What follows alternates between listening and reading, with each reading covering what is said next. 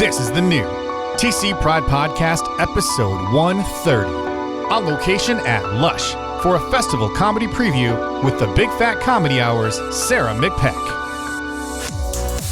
Twin Cities Pride Podcast, we're on location at Lush for a special impromptu episode of the TC Pride Podcast, and I am here with Sarah McPeck. What's up, Twin Cities? Sarah, how you doing? Thank you so much for being here. So the first thing I want to say is that we haven't prepared for this at all. So for people who aren't familiar with your work, you're an improv artist. So in true improv form, we didn't prepare for this at all. We're just kind of going to go for this. I'm in large part going to leave it to the professional to kind of lead this thing. But a couple of things we did want to talk about for sure are the Big Fat Comedy Hour happening here at Lush. It's been going on for a couple of years now, as well as the Big Fat Comedy Hour at the Twin Cities Pride Festival, which I think is in its third year. So what can you tell people, first of all, about Sarah McPeck and kind of like what you do, the work you do in the community, and your particular part of the art space here in the Twin Cities? My name is Sarah McPeck, and I pretty much do all of the fun stuff in the community. It centers around me. No, I'm just kidding. I do a lot of improv. I'm a teacher at the Brave New Workshop. I do a lot of workshops for other community members as well, outreach and whatnot. But my passion project is the Big Fat Comedy Hour held at Lush every third Sunday. We have grown this show from just its baby little comedy show to one of the best variety shows, most well-attended shows in the Twin Cities. We have amazing headliners from all over. I'm so lucky when I've been connecting with comedy festivals to get other headliners out here. And Twin Cities Pride has always believed in me, and I want to shout out to everyone on the board member, Sean McDonald, Dot Bessler, all of Rhonda McDonald, all the other amazing people I'm probably forgetting right now, because they have always believed in me and given me a chance to perform at Pride and given me the Rainbow Stage. And every year people are looking forward to it and coming back year after year. It's been wonderful.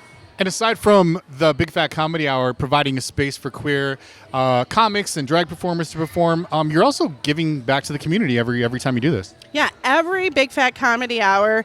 Come here. Actually, every Big Fat Comedy Hour, we have a virgin sacrifice, and my virgin sacrifice just walked in the bar today. Oh my gosh! So this is her. This is Rosina. Yes, and she has never done stand-up comedy before. And so what we do is we get one gentle soul to tell us all their secrets in 3 minutes, and then we do an offering for money, and we give it to a charity. So let's see what's going on with our virgin sacrifice for tonight. Rosina, great to meet you. Great timing, by the way. Yes, nice to meet you guys. Hi. What can you tell the Twin Cities Pride Podcast community about yourself?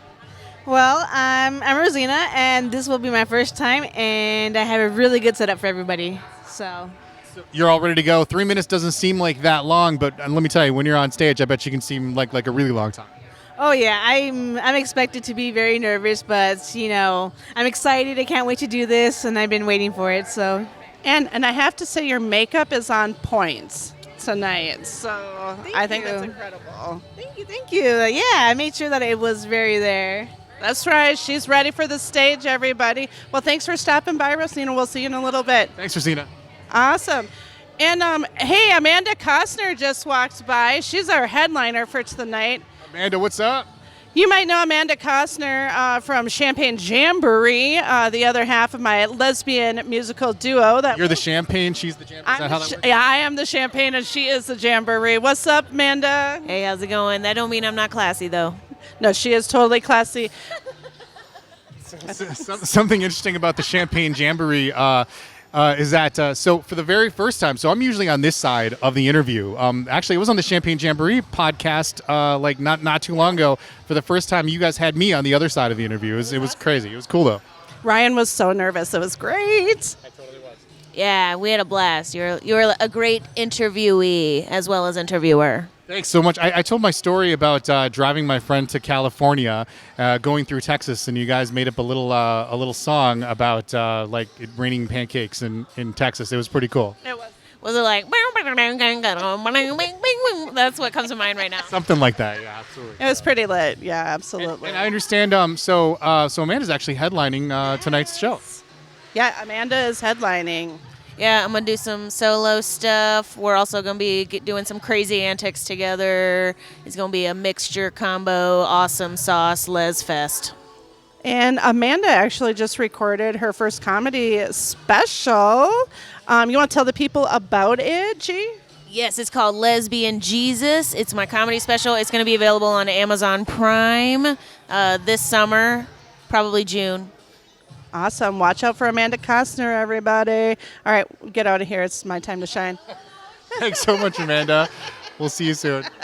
Bye, Amanda. Hey, everybody. I just need to tell you that if you have a dream, you should go for your dream, because 10 years ago, I was dealing blackjack in a smoky Wisconsin casino, and now I'm pretty much a star. So you should do it too. I agree. So the other thing too, so like I said, you do improv work. I've dabbled in improv. I've taken, a couple of courses, and it is a lot harder than it looks for anybody that's ever seen improv artists do their thing. So I was a big fan of comedy sports for a long time, and just like I always looked at these people as like, oh my gosh, to be able to do that is just like is amazing. So I took a couple of courses. I'm still not what I would consider like adept at improv. But I know that I've learned a couple of things from you, so I also want to take this opportunity to say thanks. So I actually started doing like videos along with all of my podcasts recently, and just like getting in front of a camera was like a big step for me, because like like you put a microphone in front of me and I'm fine. Right. A camera is a whole different thing, and so your whole philosophy on this sort of like improv and sort of like sort of growing at the edges thing for you, it's about just doing it, right?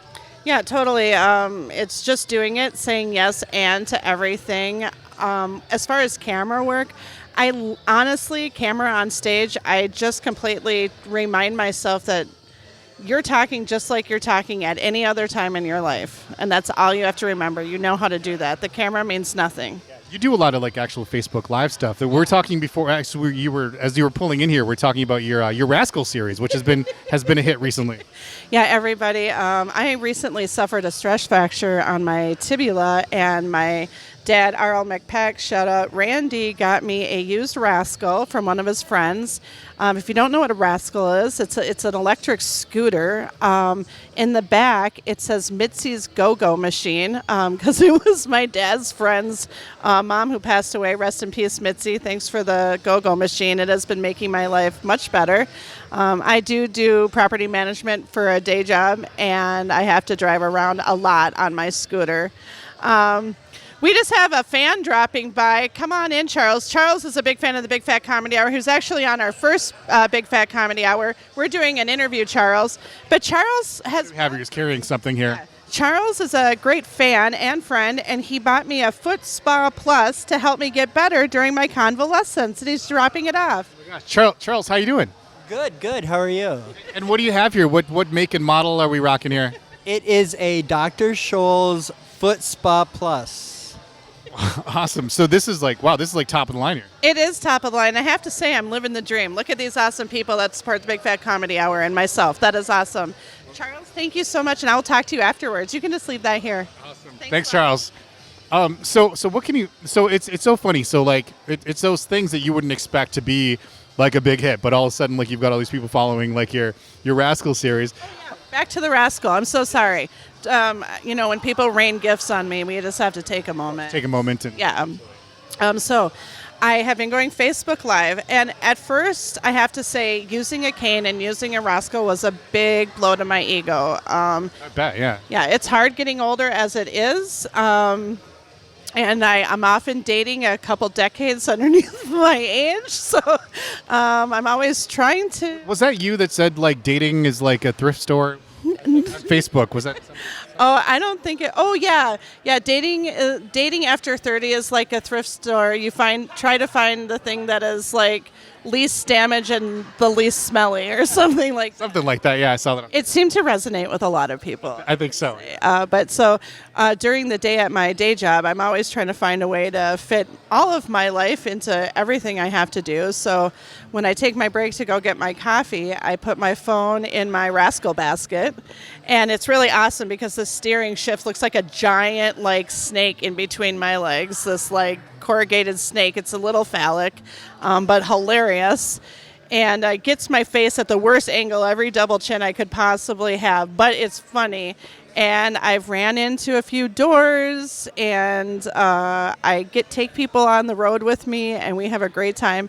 And I've had a lot of followers. And what started as something for me to embrace what I was going through and just being present, which actually is a big tenet of improv, is to just stay present and to accept the situation. And I realized I did just have to accept the situation and try to make hay while the sun shine. And I've really gained a lot of fans through the Rascal. So, and my community, I will have to say, shout out to people that support artists, because my whole community rallied behind me. And while I wasn't able to work my other job and perform as much, I was able to raise a little bit over $2,000 from friends and family that helped me get through every month. So shout out to all those people that helped me, and shout out to helping artists in need. That was really awesome. Yeah, let's talk about that for a second. So we're at Lush right now. There was like a Sarah McPeck, like a lunch or something that they did, right? Yep, so we did a good old-fashioned spaghetti dinner here, and all my friends came and performed, and you made a donation, you got a spaghetti dinner, and it was great. We raised a good amount of money there, and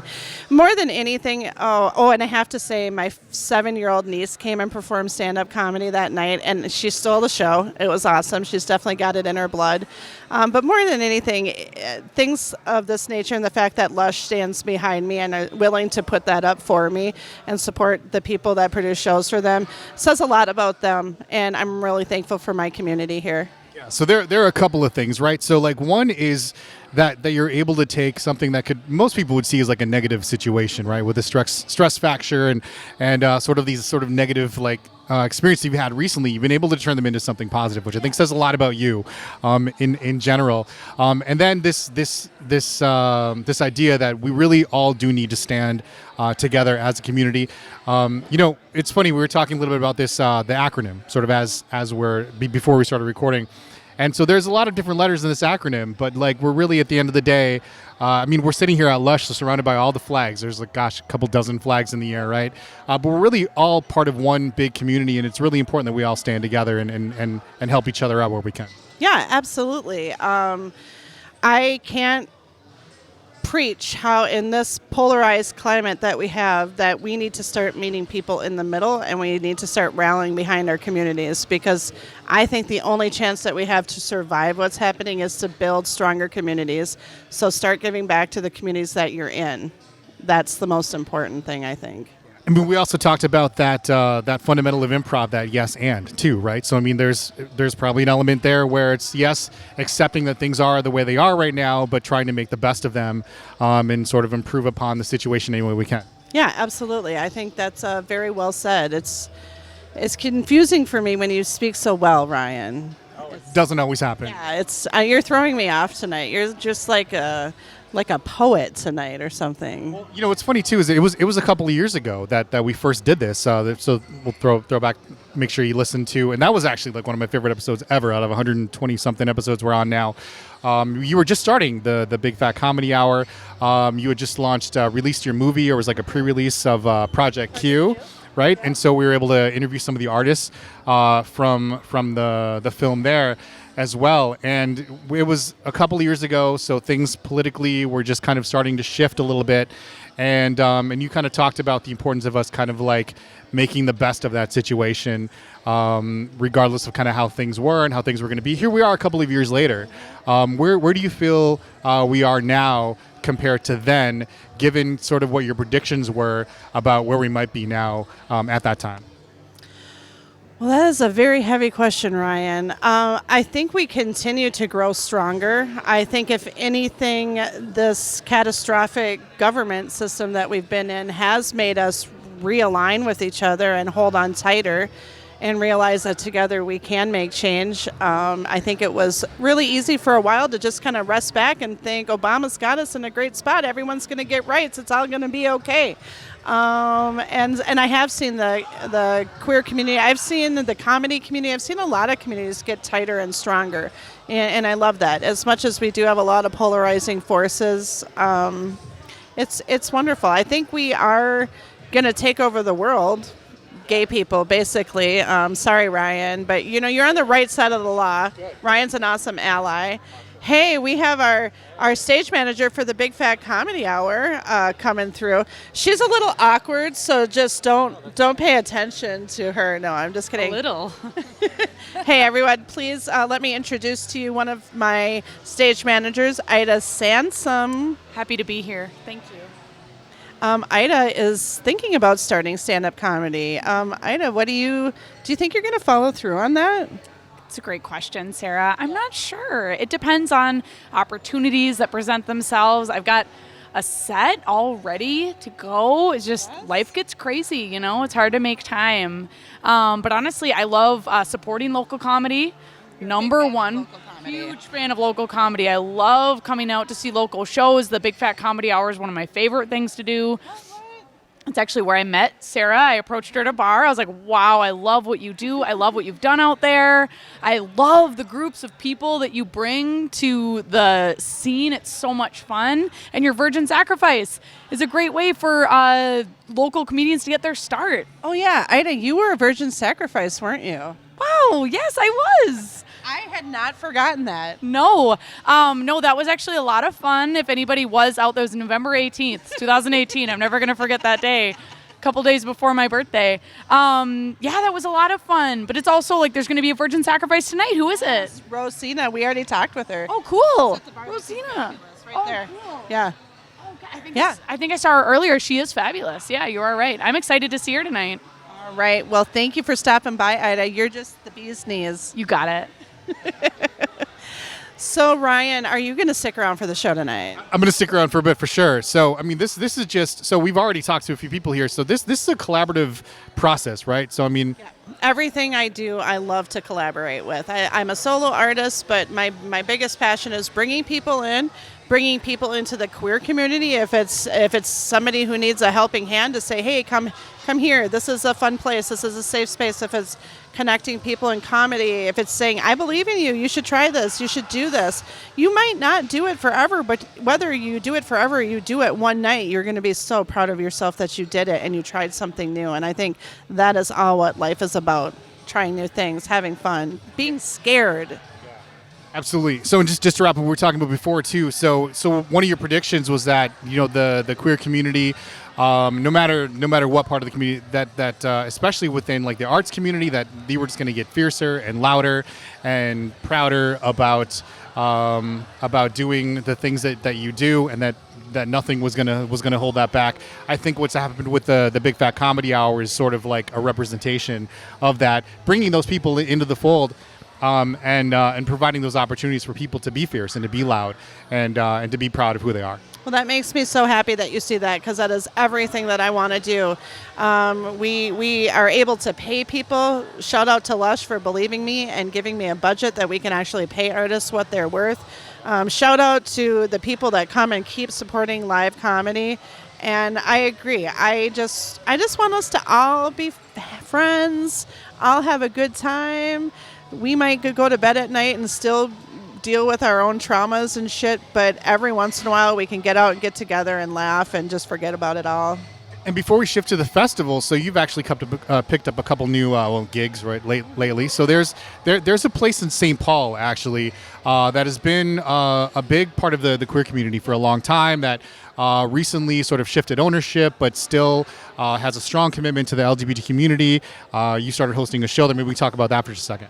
Yeah, thanks so much. I started a weekly show, something I've always wanted to do. It's a weekly open mic. It's the Laugh Lounge at Black Hearts of St. Paul, now a soccer bar / gay bar. So only in Minnesota. You could kick a soccer ball to the Minnesota United Stadium from there. Oh, absolutely. It's right down the road. The owner of it, Wes Spurding, has been a big supporter of the Big Fat Comedy Hour of Sarah McPeck and getting local comedy going.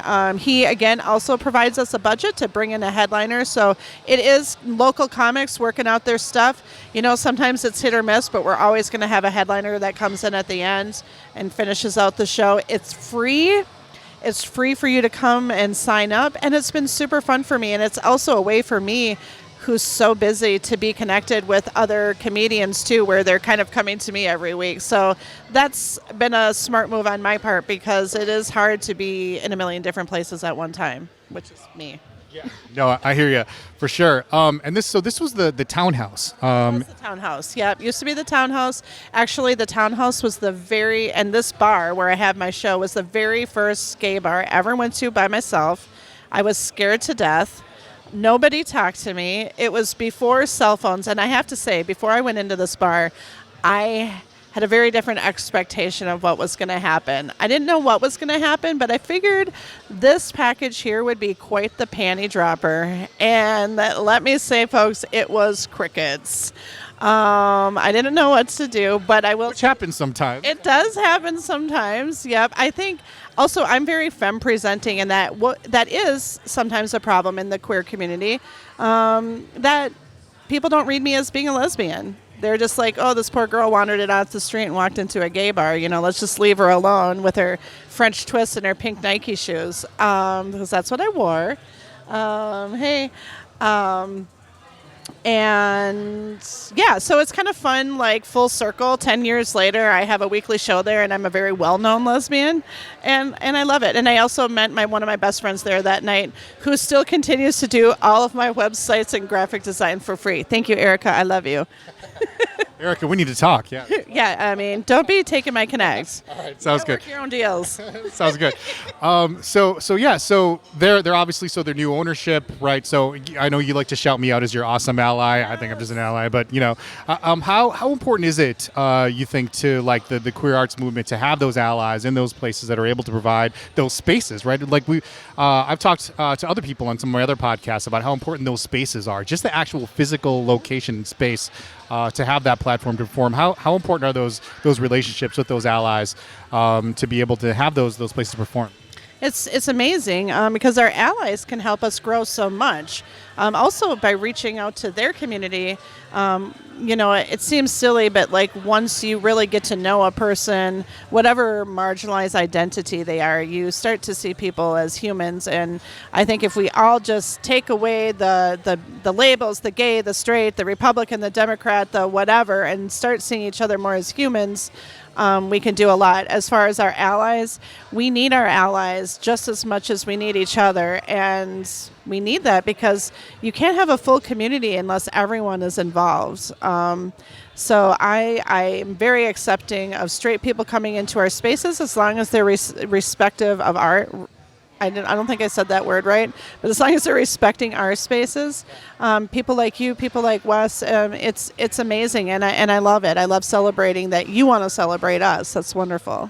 You talked about that too. I think last time we talked about how like you envision a day like in the not too distant future where like there isn't really like that like bold of a line between like the straight bar and the gay bar, and like you saw that like more like straight people quote unquote are going to more gay bars quote unquote, and like people aren't worried like, oh my gosh, they're gonna think I'm gay now. It's just sort of like the line is starting to blur a little bit, which is going to be a good thing.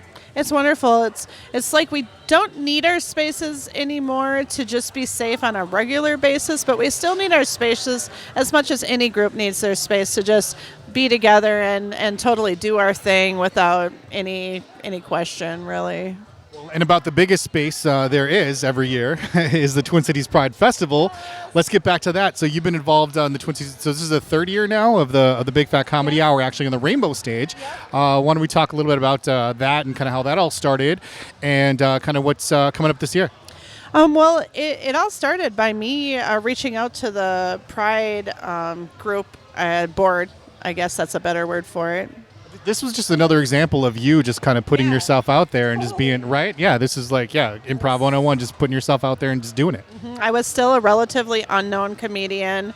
I had been doing a lot of good work, and I had been doing a documentary with a lot of the movers and shakers in the Twin Cities community. And I was able to talk my way into them giving me an hour and producing a show. And I remember that was probably one of the most scary shows I have ever done, because outdoor comedy sucks. I have to say, to do outdoor comedy, it sucks. Only because you don't have the room, you don't have the space, you don't have the laughs coming right back at you. So you just have to know that it's out there because you don't really hear it as much. You just have to see it in the faces. But it was a wonderful show. I did it. I put it on. I was so proud of myself. I also had a float that year. It was a crazy pride. And now every year people are asking to do the show. They're asking, where is the Big Fat Comedy Hour at Pride? And it's always at the Rainbow Stage across from the beer garden. You can always find it. And we have drag, we have comedy, we have headliners, and it's free and it's lovely. And it's a nice part of Pride that doesn't cost any money. And you can just come and get to know some more queer artists. And what I really love, I just talked to a transgender comedian, a lady who is going to now be on my Pride show. I had one spot left, and she reached out to me because she's like, everyone keeps telling me I have to meet you. And I'm like, great, come to my show. And that's kind of how I am. Like, I saw a tape. I haven't met her, but enough people have vetted for her, and she sounds amazing. And I really want to give people a chance to get into communities that they're not a part of, too, so they can network and grow. So that's awesome. Yeah, it's funny. That's kind of how we met too. I think you had reached out to Dot, the executive director of Twin Cities Pride, and you were like, "Hey, there's this. I heard about this podcast, and we should."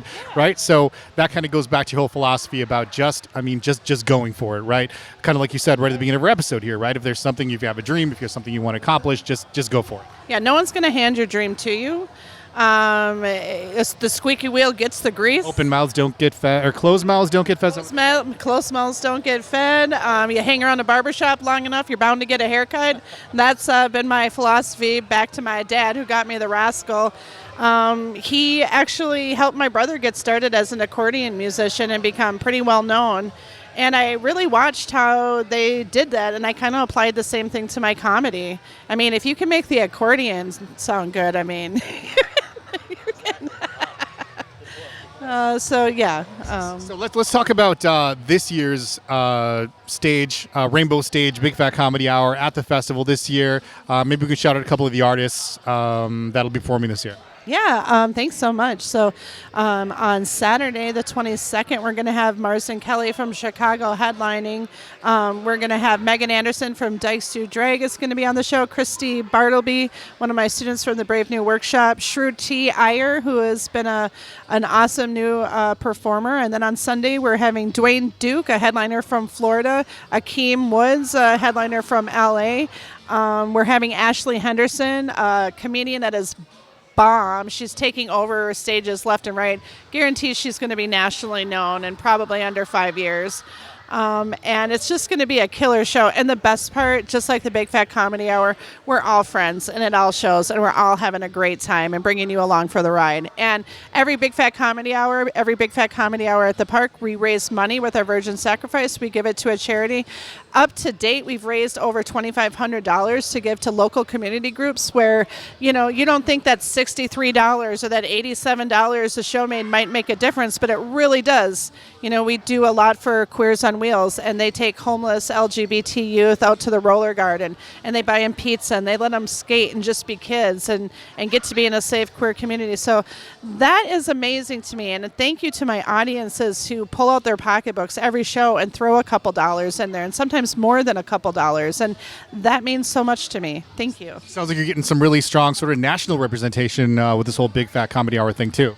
Yeah, we definitely are starting to get known, and I'm starting to put together shows for people like definitely outside the Twin Cities. I'm not going to talk about it right now, but I have a couple really big shows in the works for some great lesbian comedians who I have been following for years who are interested in working with me, and that's freaking fantastic. Yeah, I love it. So, and you've been traveling a little bit too, right? Yeah, I just got back from Daytona Beach. I had a couple shows out there. I'll be going to Kentucky later on this summer, and hopefully a few other places. So it's been really fun. I just performed in Florida for a place that I thought might be a little scary, a little sketchy, but I got in there and I burrowed through on my lesbian comedy.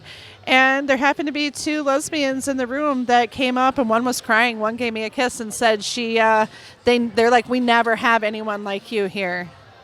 So that It's those moments, isn't Yeah. it? It's those moments that keeps people in the kind of work that we do, like, going, right? And I almost didn't do my lesbian stuff. Seriously, I almost bailed and just did all my mom stuff, and I'm so glad I did. Now we're Facebook friends. We got plans for when I come back to Florida, so it's really great. That's the best part. Well, like I said, so we are pre-Big Fat Comedy Hour here. I want to just grab a few minutes of your time. We're already a little bit long. Thank you so much, as always. Where can people find out everything you need to know about Sarah McPeck, Big Fat Comedy Hour, et cetera, et cetera?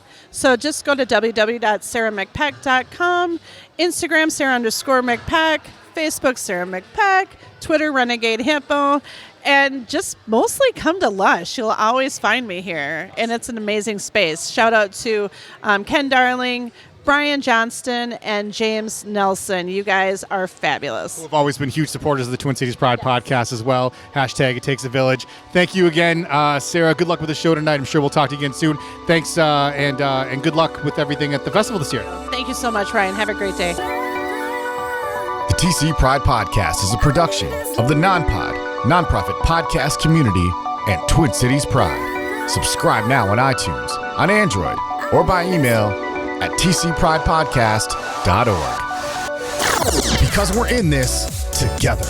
Non-Pod turns your email newsletter, blog, or video content into a more powerful, more personal, more intimate, on-demand listening experience. Your podcast, your story, your voice, simplified, amplified. Learn more now at nonpod.com.